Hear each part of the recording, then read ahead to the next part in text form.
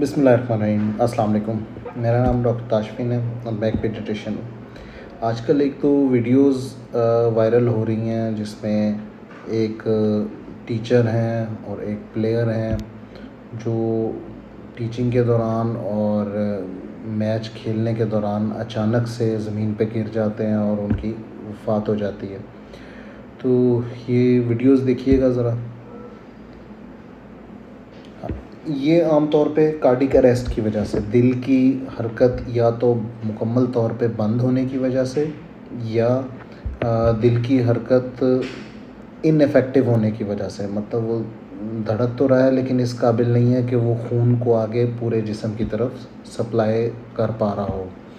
تو ایسی صورت میں کیا کرنا چاہیے؟ اگر آپ کے ارد گرد کوئی بندہ اچانک بے ہوش ہو گیا ہے اور اس کا نبض کام کرنا چھوڑ گئی ہے، نبض ویک ہو گئی ہے، تو آپ CPR کر سکتے ہیں، بیسک لائف سپورٹ. ویسے یہ راہ چلتے بندے کو بھی، ہر کسی کو BLS بیسک لائف سپورٹ کی کچھ باتیں پتہ ہونی چاہیے. یہ ابھی میں ایک شیئر کروں گا سلائیڈ جس میں اس کا طریقہ ہے. ایسی صورت میں فوراً ہیلپ کال کریں، ایمبولینس کو بلائیں.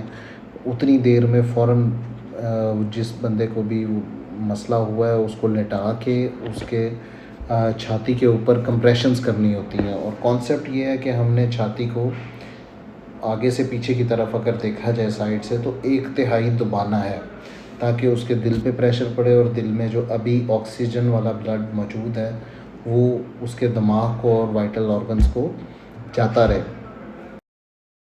اگر اکیلا بندہ ہے تو وہ 30 سے 2، اگر 2 بندے ہیں تو 15 دفعہ اس کو چھاتی کو پریس کرنا ہے اور 1 سے 2 دفعہ سانس دینا ہے.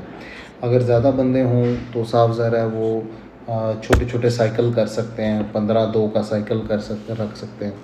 اگر ایک بندہ ہے تو وہ 30 دفعہ اس کو کمپریشن کرے اور منہ سے سانس دے. تو اس سے بچایا جا سکتا ہے. جتنی دیر میں ایمبولینس آئے گی، اس کی فردر ٹریٹمنٹ ہوتی ہے، تو اتنی دیر کچھ نہ کچھ منٹ آپ بائے کر لیتے ہیں.